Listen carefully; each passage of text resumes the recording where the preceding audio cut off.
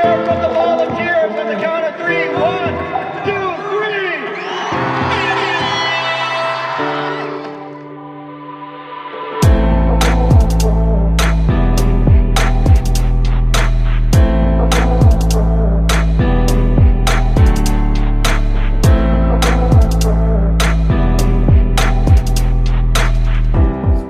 I was happy as I've been in years, because like at least I see it now. Yeah. Well, awareness, acceptance.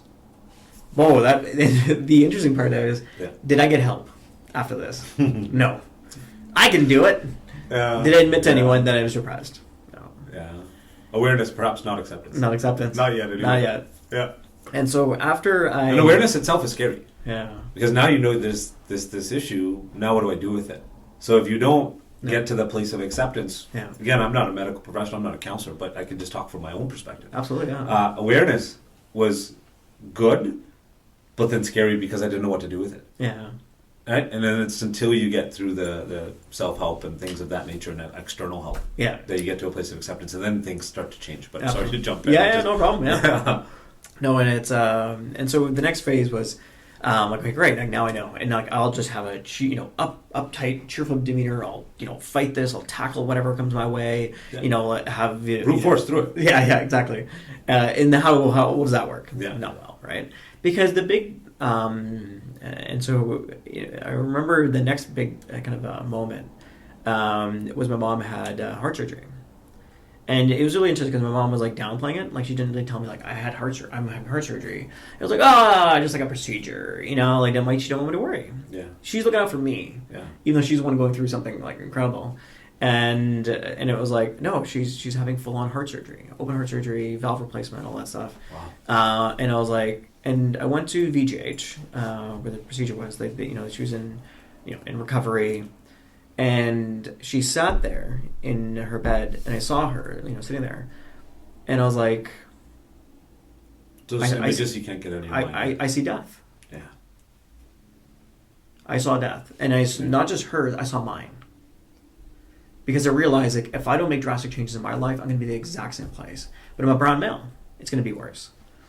And one thing, statistically, yes, absolutely, yeah. And even when I was deeply depressed, there were moments of thoughts of suicide. What if I just drive? You're with us, just so you know. Yeah, thanks, brother. Glad you're with us. And I'm like, what if I drive in oncoming traffic? Like, what if I, what would my family be like after I'm gone? I used to think the life insurance will take care of everything. It's all good.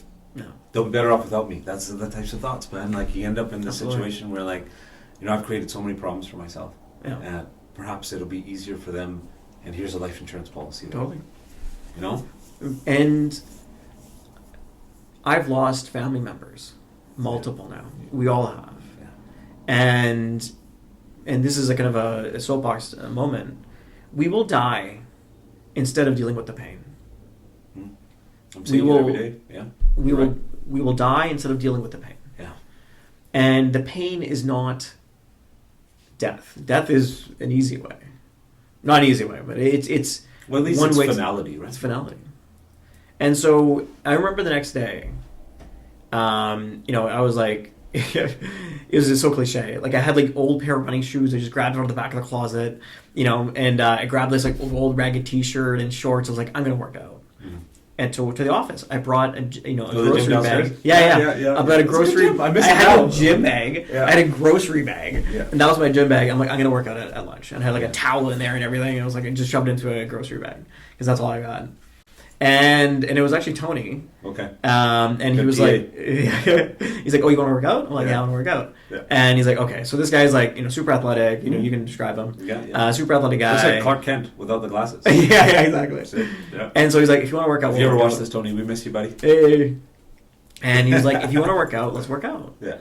And I'm like, okay. And so I remember that night he texted me. He's like, oh, we signed up for 2-year membership at Gold. And I was like, well, dang, right? And so we get going. And I remember working out every day. Mm-hmm. And a lot of this stuff was... I remember you, him, and Paul. Paul, yeah. Yeah, the three of you guys every morning. Go to the gym every morning. That's 6:30 in the morning. Yeah. But we would do, like, weightlifting. We would do, like, high-intensity workouts, all that kind of stuff. And I remember like, working out and still kind of thinking, I'm like, why am I not happy? Mm. I'm doing all the right things. I'm working out, all this stuff. I was like, why am I not happy? Did you try to plan your happiness? Yeah. Yeah. If I do this, then I will be happy. And you know what we do? Yeah. We have false idols. 100%. Yeah. And if you want to, a lot of South Asians listen to this, we have false gurus. Okay. I'll let you speak to that. and a lot of this was you're trying to find it out there. External. You're trying to find happiness out there. Yeah. External validation for internal Yeah. peace, happiness, whatever you want to call it. And you have to like keep in mind Bottomless pit. Absolutely. Yeah. And so eventually I shifted eventually got to a point where I shifted my workouts and I started running again. And I was like, oh my God. Like this this is my zen. Yeah. Good for you. Like, I was, and the part of me though is like, as I'm running like almost every day now because I love it. And I'm like, I'm doing what's easy. Running for me is easy. Awesome. I have to do what's hard. Okay. So I went to yoga. All right. And I was like, I was standing The hot right yoga or regular yoga? Yeah, like it was oxygen yoga, so it was like warm, hot yoga. Okay. Yeah. And so I was like, I went there and I'm like stiff as a board. Yeah. And this was my old mindset. Yeah. Was if, I read another shout out to books, is a Carol Dweck mindset. Okay. And so she talks about fixed mindset and growth mindset. Okay. The fixed mindset says like if I'm not good at something, I will never be good at it. Okay. Yeah. And so you stop ourselves. You give up. That's it. You don't grow. Yeah. And so I was like, I'm gonna suck at yoga. Mm-hmm. I'm gonna keep going anyways. And because I had to work on muscle imbalance, I worked on flexibility, mobility, and because what does every brown uncle? I don't know if I can say that, but what does every brown uncle complain about? My lower back pain, lower back pain. Yeah. I'm like, I don't want to be a statistic. And I'm like, I'm not gonna lift weights. Yeah. I'm gonna work on my mobility, my flexibility, my cardio. I'm gonna focus on the fundamentals and get myself in shape. Yeah. Right. And it's like, will I ever bench press? 2 plates? I doubt it. Right. That's okay. We all can't be Cal, right? Like, have you noticed Cal's? I was laughing. Cal's shirts get higher and higher every photo magazine. I'm just jealous again, envious. I'm sorry, this whole program has been canceled. Podcast over. Like, you got hired and fired on the same day. If this part makes it into the oh, we love you, Cal. Yeah. And so I started to run and yoga and all that. And part of the problem, and this was ongoing, is that, I wasn't depressed anymore. I can say that with confidence. I wasn't depressed. But, there's still, and I was working out like a madman. Okay. Doing all the right things. And I saw your selfies of you running. Yeah. The first one, I was like, oh, wow, this is nice. It's good to see. Yeah. And part of it becomes is that, why am I still feeling crappy at times? And, I'm doing all these right things. Yep. And so I started to, I don't know how I ended up, downloading Headspace and started to meditate. I started to meditate. Beautiful. And it was actually another, you meet a lot of good teachers along the way. It was shout out to Tanya. Okay. And so I kept talking about blah, blah, blah. And she's like, I went, meditate for 40 days. And I'm like, fine, I'm going to meditate for 40 days. Let me ask you this question. Yeah. Meditation seems very easy. Mm-hmm. And then it becomes natural. How did you start with your meditation practice? Oh, it was terrible. Could you? It was brutal. Yeah. So, and this is, I wrote this down and I'll share it. It's the first time you meditate. You sit down and it's like a fire hose of thoughts, right? And you're like, oh my God, I'm overwhelmed. I'm like, and then you just open up your eyes like, oh, I suck at this. Mm-hmm. Why am I not Zen? Why am I not why are there the serenity of meditating? You ever watch Seinfeld? No. I want serenity. Serenity now. There's no basis to. I'm doing this, so I should reach serenity right now. Right now. Otherwise, it doesn't work. It doesn't work. And you know what? Just to comment on what you said, we call those AFCOs. Anytime you hit that block, right? Yeah. AFCO, another effing growth opportunity. Nice. I like that. Perspective, right? Yeah. So you get an opportunity when you hit that block, like, oh, I can't do this anymore. Yeah. It's either you retreat, go back. I've been working on it's funny. We're working on a sort of book, right? And it's about walls. There's 3 types of people. 3 different people approach the same wall. Yeah. They'll see the wall differently. There's some people that'll see the wall, turn back. There's other people that'll take the difficult task of trying to climb over the wall. And then there's a third person who will look back and creatively look for the part in the wall that's the weakest point, Right. and then be able to go through it that way. Yeah, nice. So there's really 3 different ways to look at it. So I love that part of it, and it's like AFCOs. Yeah. And we just, meditation, and what you were saying there, it's like you could have retreated, so the first time you're having all these thoughts, and then what happens? So it was, there's a couple books that I would, I'd recommend. And it's funny because I come from a very, a traditional Sikh background. We were kind of, and I started to meditate, and there's a lot of, kind of Buddhist text backgrounds that I was reading on meditation. And what was the most interesting ones is that they really put what meditation is into perspective. Mm-hmm. And this is, this is my own kind of interpretation now, 3-4 years later. Meditation is not about Zen. Okay. Meditation is about listening, not just with your ears, but truly listening. There's a beautiful story about a judge. I'll jump in here. The judge always says, so he said, it's both an asset and a defect. It's how you use it. And it clicked in for me then. It's like, oh, wow. Okay, so it's how we use that. Like what you said about the positive or the negative parts that you had to look at. They're actually on the same side or on the same spectrum. It's just us in the middle. How do we use it? Do we use it negatively, or do we use it in the positive sense? Absolutely. So it's just those are the types of things. And then once you start to, at least for me, when I started to examine my own behavior, and I'm looking for that congruency, I can make sure that my behavior and my intentions are lined up. Yeah. And then I'm using this thing that could be a defect as an asset. Totally. And it happened by osmosis. It didn't happen by me forcing it. Yeah. Like that's where I'm hearing what you're saying is that don't chase it, let it happen by osmosis, right? And the big part was, when you come to the self-awareness of, understanding yourself better and better. And, far from perfect from understanding myself. There's no perfection. There's no perfection. And that's the biggest piece is when you let go of perfection and we accept ourselves as the flawed humans that we are, is that we will make mistakes every day. Mm-hmm. Today, tomorrow, we'll go on a podcast and talk about meditation and then goof up tomorrow. That's human. Probably after we leave. After we leave, absolutely. And that's the human condition. Yeah. And in the accepting and, the idiocy, the imperfections it is to be human is the process. Progress, not perfection. Absolutely. That's my belief. We try our best every day. Mm-hmm. Everyone is trying their best. And when we learn, and this was a growth moment, where it didn't have to come from pain. Did I hear you say AFCO? The what? The AFCO. AFCO. Yeah, there we go.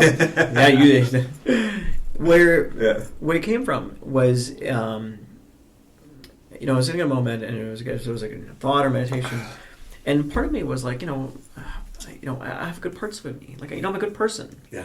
And I was struggling with this, and I was like, I know I have bad parts. I know I have bad parts, but I have good parts too. That makes, I'm a good person. Mm. And the epiphany is that you have to love all of you. Mm. Even the bad parts? There are no bad parts. Okay. There are no, you said it yourself. It's the same attributes that fuel, you can do, it's the actions you take. When I say bad, I mean negative experiences. Yeah. Like, so even as an example, historically, if you've got some things happen in your life, can be considered bad. Those things can become fuel for the fire to continue the movement forward on the positive side.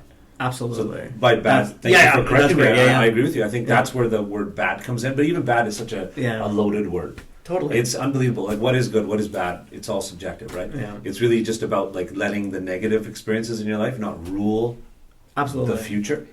And I'll give you I had a recent example where I goofed. Okay. And it was I betrayed something, betrayed a friend. Okay. And it wasn't, and for me, I remember telling folks about it. I'm like, I really messed up, and part of me was like I felt guilty because I'm like, I'm supposed to be this like meditator and self-aware and all these things, and why am I making this egregious mistake? I really beat myself up like weeks. We're talking about this a month later, and I'm still talking about it. Yeah. And it was, the first thing was that this is a painful learning experience. So the bad, right? Yeah. This is, you have to, either you can ruminate on it, and you can just get stuck there, or you can say like it happened, you accept it, and you grow from it.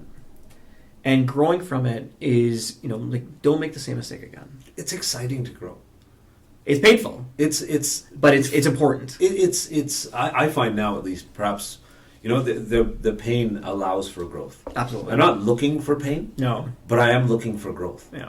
So one, unfortunately, at least in my experiences, hasn't come without the other. Yeah. So when the pain happens, it's like, okay, I can accept this. I can deal with it the way that I'm supposed to, and not alone anymore. Totally. So I can reach out to my friend circles and people that I can talk to about it and grow from it. And you let it go. That's it. And I remember, you know, these things would happen, and that one thing I'm really grateful for is I actually started to reach out to friends again, because I was, you know, so isolated in my, you know, in my own little world, in my own little head, and then I was like, hey, let's connect. And now we have, you know, a group of friends that we get together, now by, you know, by phone or by WhatsApp or whatever, and we think like, hey man, here's my pain. Here's what I experienced this week that really sucked. Doesn't it lose its power then? Absolutely. It feels like the power's gone out of it because I'm not letting it just sit with me anymore. Absolutely. It's now something that I put out to the universe, and I'm willing to accept feedback. And how, and Brene Brown, another great author, and she's a prolific writer. I have so much time to write books. You read books. You have you're chair of the Justice Institute, busy legal part. Like, how do you balance all these things? Father, husband, son. Like, how do you? That's what I want to go with you for. It's just the balance. Moderation. And we talked about it earlier. We talked about, you know, diet and food and all that. Yeah. Like, it's moderation. Okay. And, you know, it's like I subscribe to The Economist, which is a terrible idea because it shows up every week and you're like, you feel guilty. You're like, oh my God, I didn't finish this. There's so much great knowledge in here. I haven't finished the whole thing. You're like, dude, it's fine, right? Read these sections, you read whatever, and even if you don't get to read it, forgive yourself, right? And that's the whole thing about perfection is that, you know, forgive yourself. Yeah. So it's the first thing, you know, when I woke up at 4 a.m. this morning, probably just before 4 a.m. And that's how I manage. Nice. But I was in bed by 9:30, 10. Yeah. And so it's, you know, understanding and saying no to things. And, you know, do I watch a lot of Netflix? I don't. Also because I can't find a show to watch. Because it's like you just skim through a million shows. You're like, buddy. I don't know what to watch. My house, Power Rangers Beast Morphers is what rules the Netflix and this other shows I won't. Yeah. But yeah, it's a lot of kids shows in my house. Totally.